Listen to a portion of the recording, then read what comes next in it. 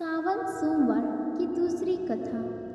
शास्त्रों में सावन सोमवार व्रत का विशेष महत्व बताया गया है। मान्यता है कि जो व्यक्ति सावन के प्रत्येक सोमवार व्रत रखता है, भोलेनाथ उनकी सभी मनोकामनाएं पूर्ण करते हैं। वहीं आपको बता दें कि इस बार सावन में 4 सोमवार पड़ेंगे।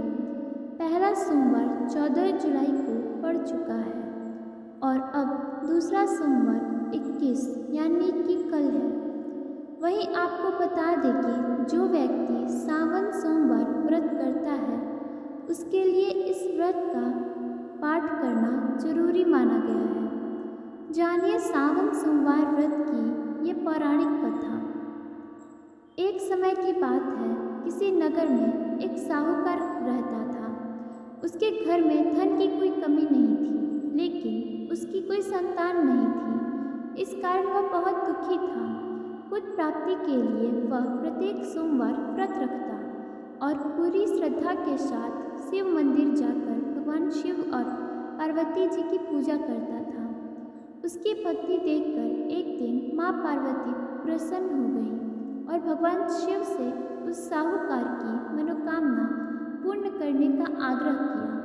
पार्वती जी की इच्छा सुनकर भगवान शिव ने कहा कि हे पार्वती, इस संसार में हर प्राणी को उसके कर्मों का फल मिलता है और जिसके भाग्य में जो हो उसे भोगना ही पड़ता है। लेकिन पार्वती जी ने साहूकार की भक्ति का मान रखने के लिए उसकी मनोकामना पूर्ण करने की इच्छा जताई। माता पार्वती के आग्रह पर शिव जी ने साहूकार को पुत्र प्राप्ति का वरदान तो दिया, लेकिन साथ ही यह भी कहा कि उसके बालक की आयु केवल 12 वर्ष होगी। माता पार्वती और भगवान शिव की बातचीत को साहूकार सुन रहा था। उसे ना तो इस बात की खुशी थी और ना ही दुख। वह पहले की भांति शिव जी की पूजा करता रहा। कुछ समय के बाद साहूकार के घर एक पुत्र का जन्म हुआ। जब वह बालक 11 वर्ष का हुआ तो उसे पढ़ने के लिए काशी भेज दिया गया। साहूकार ने पुत्र के मामा को बुलाकर उसे बहुत सारा धन दिया और कहा कि तुम इस बालक को काशी विद्या प्राप्ति के लिए ले जाओ और माघ में यज्ञ कराना। जहाँ भी यज्ञ करवाओ वहाँ ब्राह्मणों को भोजन कराते और दक्षिणा देते हुए जाना। दोनों मामा भांजे इसी तरह यज्ञ कराते और ब्राह्मणों को दान दक्षिणा देते काशी की ओर चल पड़े। रात में एक नगर जहाँ पर नगर के राजा की कन्या का विवाह था, लेकिन जिस राजकुमार से उसका विवाह होने वाला था वह एक आँख से काना था। राजकुमार के पिता ने अपने पुत्र के काना होने की बात को छुपाने के लिए एक चाल सोची। साहूकार के पुत्र को देखकर उसके मन में एक विचार आया। उसने सोचा, क्यों ना इस लड़के को दूल्हा बनाकर राजकुमारी से विवाह करा दूं। विवाह के बाद इसको धन देकर विदा कर दूंगा और राजकुमारी को अपने नगर ले जाऊंगा। लड़के को दूल्हे के वस्त्र पहनाकर राजकुमारी से विवाह कर दिया गया। लेकिन साहूकार का पुत्र ईमानदार था। उसे यह बात न्याय संगत नहीं लगी। उसने अवसर पाकर राजकुमारी के चुन्नी के पल्ले पर लिखा कि तुम्हारा विवाह तो मेरे साथ हुआ है, लेकिन जिस राजकुमार के संग तुम्हें भेजा जाएगा वह एक आँख से काना है।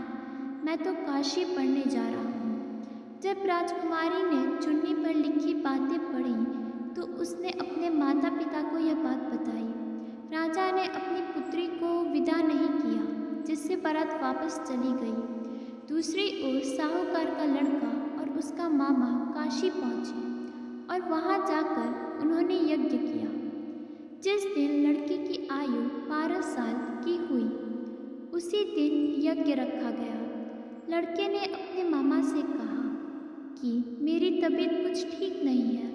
मामा ने कहा कि तुम अंदर जाकर सो जाओ। शिव जी के वरदानानुसार कुछ ही देर में उस बालक के प्राण निकल गए।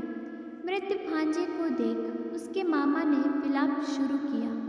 संयोगवश उसी समय शिव जी और माता पार्वती उधर से जा रहे थे।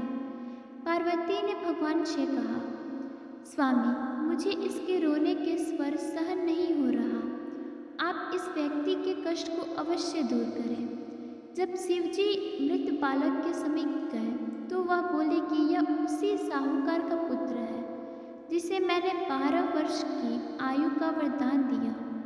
अब इसकी आयु पूरी हो चुकी है। लेकिन मृत्यु भाव से विभोर माता पार्वती ने कहा कि हे महादेव, आप इस बालक को और आयु देने की कृपा करें, अन्यथा इसके वियोग में इसके माता पिता भी तड़प तड़प कर मर जाएंगे। माता पार्वती के आग्रह पर भगवान शिव ने उस लड़के को जीवित होने का वरदान दिया। शिव जी की कृपा से वह लड़का जीवित हो गया। शिक्षा समाप्त करके लड़का मामा के साथ अपने नगर की ओर चल दिया। दोनों चलते हुए उसी नगर में पहुँचे जहाँ उसका विवाह हुआ था। उस नगर में भी उन्होंने यज्ञ का आयोजन किया। उस लड़के के ससुर ने उसे पहचान लिया और महल में ले जाकर उसकी खातिरदारी की और अपनी पुत्री को विदा किया। इधर साहूकार और उसकी पत्नी भूखे प्यासे रहकर बेटे की प्रतीक्षा कर रहे थे। उन्होंने प्रण कर रखा था कि यदि उन्हें अपने बेटे की मृत्यु का समाचार मिला तो वह अपने प्राण भी त्याग देंगे। परंतु अपने बेटे के जीवित होने का समाचार पाकर वह बेहद प्रसन्न हुए। उसी रात भगवान शिव ने व्यापारी के स्वप्न में आकर कहा, हे श्रेष्ठी, मैंने तेरे सोमवार के व्रत करने और व्रत कथा सुनने से प्रसन्न होकर तेरे पुत्र को लंबी आयु प्रदान की है। इसी प्रकार जो कोई सोमवार व्रत करता है या कथा सुनता है और पढ़ता है, उसके सभी दुख दूर होते हैं और समस्त मनोकामनाएं पूर्ण होती हैं। धन्यवाद। राधे राधे।